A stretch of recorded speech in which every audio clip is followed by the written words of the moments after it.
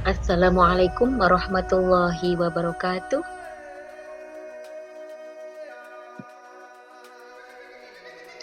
Saya Tri Wahyuningsih, CGP Angkatan 9, Kabupaten Ponorogo, akan memaparkan kesimpulan dan refleksi pemikiran Ki Hajar Dewantara pada modul 1.1. Salam dan bahagia, Bapak Ibu Guru calon guru penggerak. Asas pendidikan KHD. Pendidikan adalah tempat persemaian benih-benih kebudayaan dalam masyarakat. KHD memiliki keyakinan bahwa untuk menciptakan manusia Indonesia yang beradab, maka pendidikan menjadi salah satu kunci utama untuk mencapai. Pendidikan menuntun. Menurut filosofi KHD, pendidikan dapat dimaknai sebagai menuntun hidup dan tumbuhnya anak-anak. Pendidikan yaitu menuntun segala kodrat yang ada pada anak-anak agar mereka dapat mencapai keselamatan dan kebahagiaan yang setinggi-tingginya, baik sebagai manusia maupun sebagai anggota masyarakat. Mendidik berdasarkan kodrat anak. Yang pertama, kodrat alam. Setiap anak tinggal di wilayah alam dengan kondisi geografis yang berbeda-beda. Mereka berhak mendapatkan pendidikan sesuai karakteristik wilayah masing-masing tanpa bisa menyamakannya dengan pendidikan anak di wilayah yang berbeda. Dalam mengajar dan mendidik, anak yang tinggal di pesisir pantai dan pegunungan harus diperlakukan berbeda dengan anak yang tinggal di daerah pegunungan. Yang kedua adalah kodrat zaman. Sebagai guru harus mengajar dan mendidik siswanya sesuai tantangan zaman yang ada agar mereka bisa mengadaptasi segala perubahan. Dalam konteks pembelajaran saat ini, kita harus membekali siswa dengan kecakapan abad 21.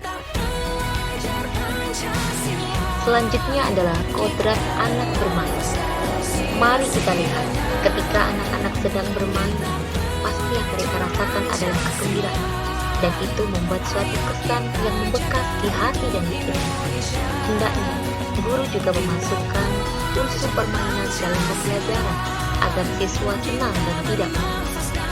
Apalagi menggunakan permainan-permainan tradisional yang ada, selain menyampaikan pembelajaran melalui permainan, kita juga mendidik dan mengajak anak untuk melestarikan budaya. Budi pekerti. Menurut KHD, budi pekerti atau karakter merupakan perpaduan antara gerak pikiran, perasaan, dan kehendak atau kemauan, sehingga menimbulkan tenaga. Budi pekerti juga dapat diartikan sebagai perpaduan antara cipta atau kognitif, karsa atau afektif, sehingga menciptakan karya atau psikomotor. Kesempurnaan budi pekerti akan membawa anak pada kebijaksanaan. Pendidikan dan pengajaran. Pendidikan dan pengajaran tidaklah sama.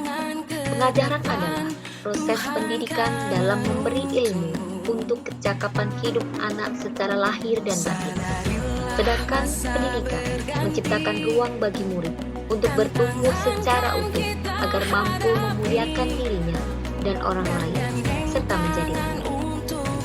Pendidikan pada hakikatnya adalah menuntun atau memberi tuntunan terhadap segala kekuatan kodrat yang dimiliki anak agar mencapai keselamatan dan kebahagiaan yang setinggi-tingginya, baik sebagai manusia maupun sebagai anggota masyarakat.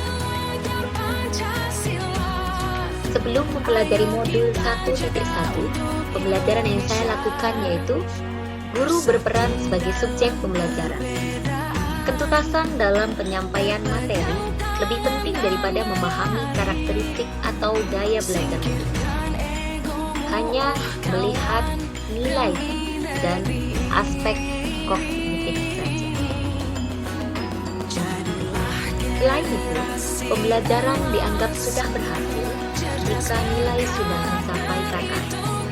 Mengajar lebih dominan dilaksanakan secara konsepan. Guru juga sering merasa gagal jika banyak murid yang belum tuntas belajar. Guru juga belum begitu memperhatikan kodrat anak dalam proses belajarnya. Lebih mengejar target materi daripada pemahaman bermakna untuknya. Refleksi pembelajaran pun belum konsisten dilaksanakan pada setiap sesi pembelajaran.